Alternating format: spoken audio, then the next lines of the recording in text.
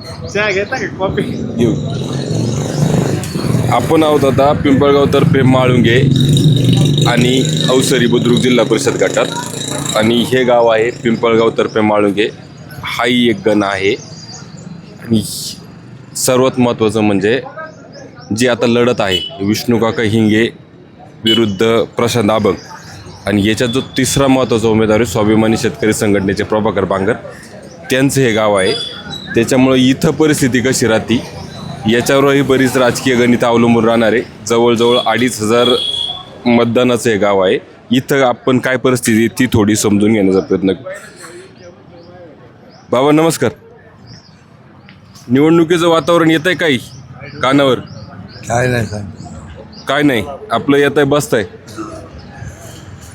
एकंदरीत तुम्ही परिस्थिती पाहिली तर प्रत्येक ठिकाणी हीच परिस्थिती आहे की लोक थोडी इरिटेट झालेली वाटतात आणि कोण बोलायला मागत नाही. तरी आपण कोण बोलतंय का हे पाहण्याचा थोडा प्रयत्न करू. म्हणजे आता ॲक्च्युली जर बूम पाहिला तर सामान्य लोक हे कॅमेऱ्यापासून पळत आहेत. 1 मिनिट आपण इथं बघूया, या 2 मिनिट.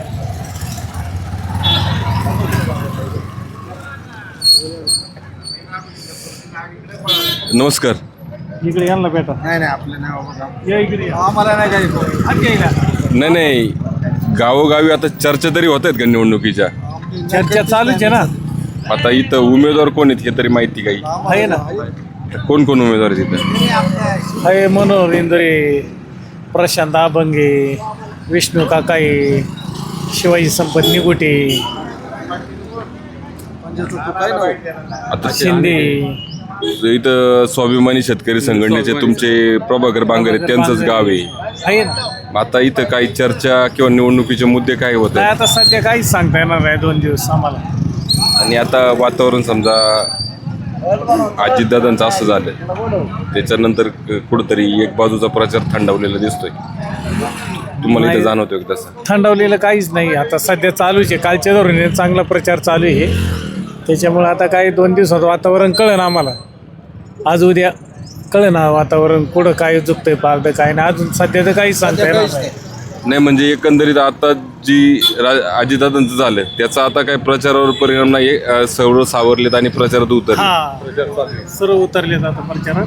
आज उद्या कोण काय जडे ते कळेल आम्हाला. हा, ही वास्तविक परिस्थिती होती ज्या दिवशी अजितदादांचं अचानक 28 तारखेला अपघाती निधन झालं.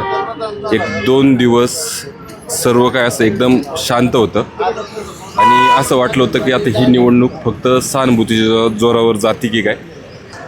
परंतु जसा 31 तारखेला सुनेत्रा पवार यांचा उपमुख्यमंत्रीपदासाठी शपथविधी झाला, त्याच्यानंतर जणू काय अजितदादांचे शब्दच आठवले की राजकारण खूप वंगाळ आहे आणि तशीच परिस्थिती झाली. कोणत्याही गोष्टीचा काही परिणाम दिसत नाही आहे. प्रचाराच्या गाड्या व्यवस्थित वाजायला लागल्यात. इकडून समोरच्या म्हणजे राष्ट्रवादी पक्ष अजित पवार गटाच्या त्यांच्या जाहीर सभा नसल्या तरी त्यांच्याही प्रचाराची गाणी वाजतायत. प्रचार चालू आहे आणि समोरून मात्र जाहीर सभाही चालू झाल्यात.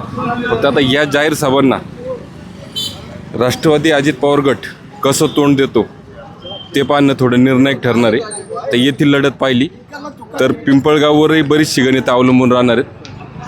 कारण इथं विष्णुकाका हिंगे आणि प्रशांत आबग यांच्यात खरी लढत जरी असली तरी त्याच्यात प्रभाकर बांगर जे स्वाभिमानी शेतकरी संघटनेचे आहेत त्यांचा परफॉर्मन्स कसा राहणार आहे हाही या गतिविधीवर म्हणजे हा एक थोडा निर्णायक ठरणार आहे. आणि हे जे गाव आहे हे ॲक्च्युली प्रभाकर बांगर यांचं आहे आणि इथे जवळजवळ 2,500 मतदान आहे या भागातील. त्याच्यामुळे इथं प्रभाकर बांगर कितव्या नंबरवर राहणार किंवा 1 नंबरला उमेदवार कोण राहील, 2 नंबरला कोण राहील, 3 नंबरला कोण राहील याच्यावरही बरीचशी गणितं अवलंबून राहतील. आपल्याबरोबर आहेत पिंपळगावचे माजी सरपंच निवृत्ती बबन बांगर. हे काय सांगतायत ते आपण थोडं समजून घेऊ. बाबा काय सांगाल, आता काय परिस्थिती आहे सध्या राजकारणाची?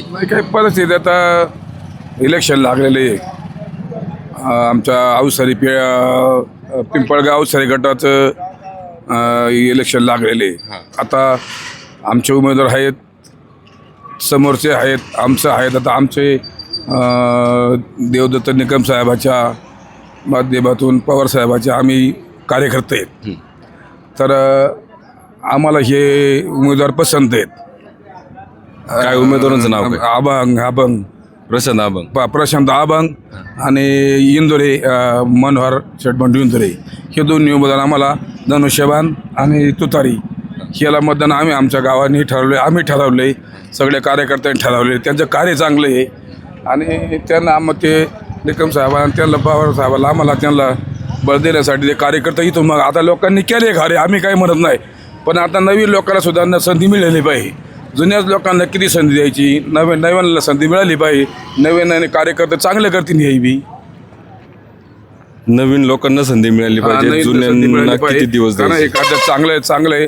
निकम साहेबांना आता मध्ये आता माझा 500-700 टन ऊस असतोय दरवर्षाला.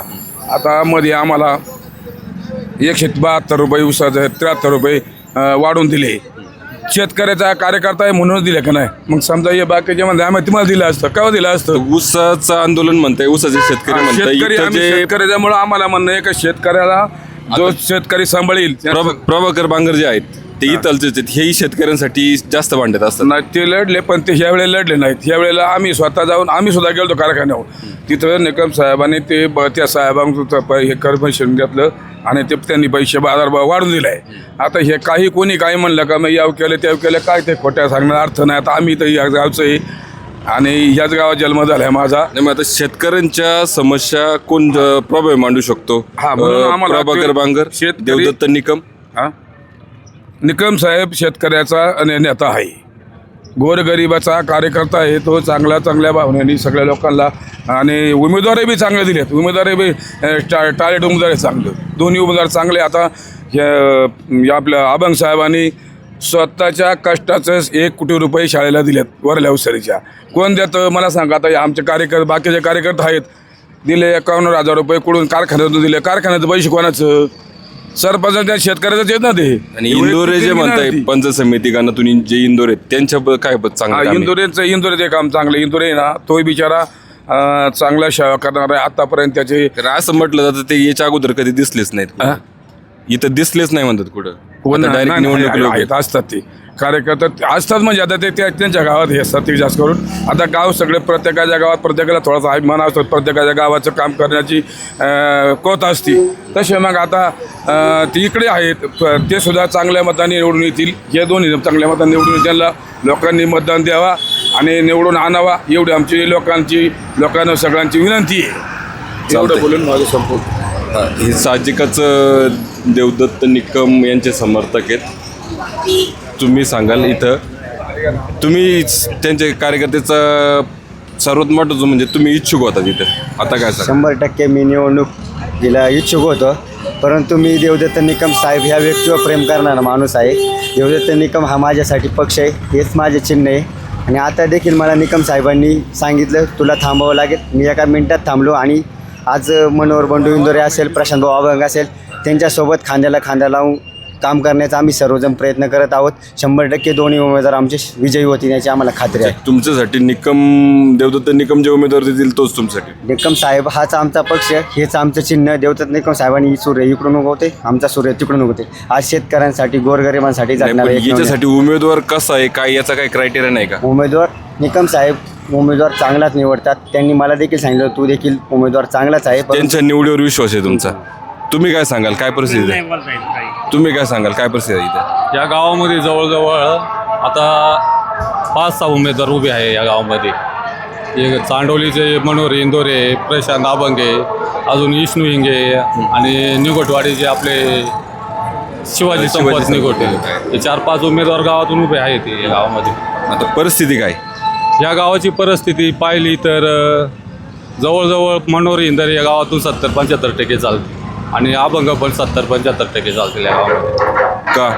का म्हणजे हे नवे यांना कुठल्या प्रकारचं यांच्या अंगावरती डाग नाही आहे. पुढं त्यांचा भ्रष्टाचार नाही. आणि दुसरे उमेदवार दिले अनेक प्रकारचे त्यांचे भ्रष्टाचार आहे. आणखीन लोकांना कामाला सर्व्हिसला लावायचं म्हटलं तरी पैसे घेऊन सर्व्हिसला लावलेली आहे. त्यामुळे त्यांना आहे ना प्रत्येक गावामध्ये चीट निर्माण झालेली आहे त्यांच्या. कुठंतरी कोऱ्या पाट्या असल्याचा फायदा थोडासा यांना पाहायला भेटतोय. 1 मिनिट आपल्याला सरपंच दिसत आहेत. नमस्कार. नमस्ते. काय परिस्थिती आहे आता? इथं म्हणतायत 70% प्रशांत अभंग आणि खाली मनोहर शेट्टी इंदोरीत चालतील. तुम्ही काय सांगताय? आता सामाजिक क्षेत्रामध्ये आणि राजकीय क्षेत्रामध्ये कोणाचं किती काम आहे किंवा कोणी किती वेळ दिला आहे याच्यावरती मतदार आपली भूमिका त्या ठिकाणी निश्चित करतील. विष्णुकाका हिंगे असतील किंवा शिवाजी शेठ संपतराव निगोट असतील. विष्णुकाका सुमारे 30-35 वर्ष त्या ठिकाणी समाजकारण असेल, राजकारण असेल आणि विशेषतः सहकार क्षेत्र असेल, शेतकऱ्यांच्या जीवनामध्ये अत्यंत महत्त्वाचा असलेला विषय दुग्ध व्यवसाय आणि ह्या दुग्ध व्यवसायाला एक वेगळ्या उंचीवर कात्रज समूहाच्या माध्यमातून नेण्याचं काम विष्णुकाका यांच्यामार्फत झालेलं आहे. आणि तसं शिवाजी शेठ संपतराव निगोट यांच्याबाबत बोलायचं झालं तर निगोटवाडीचे सरपंच म्हणून काम करत असताना आणि आंबेगाव तालुका अखिल भारतीय बैलगाडा संघटनेचे अध्यक्ष म्हणून काम करत असताना किंवा बैलगाड्यावरती बंदी असताना, बैलगाड्याचं आंदोलन असेल किंवा बैलगाड्याच्या शर्यती असेल, या सर्व क्षेत्रामध्ये त्यांचं काम चांगल्या प्रकारचं आहे आणि त्यांनी केलेल्या कामाची निश्चित पोचपावती त्यांना मिळेल अशी मला या ठिकाणी खात्री आहे. आता इथं कशाच्या जीवावर आणि कसं निवडणुकीला सामोरं जात आहे तुम्ही? कारण आता इथं जाहीर सभा होत नाही आहेत, समोरून जाहीर सभा होत आहेत. मग आता तुम्ही कसा प्रचार करताय?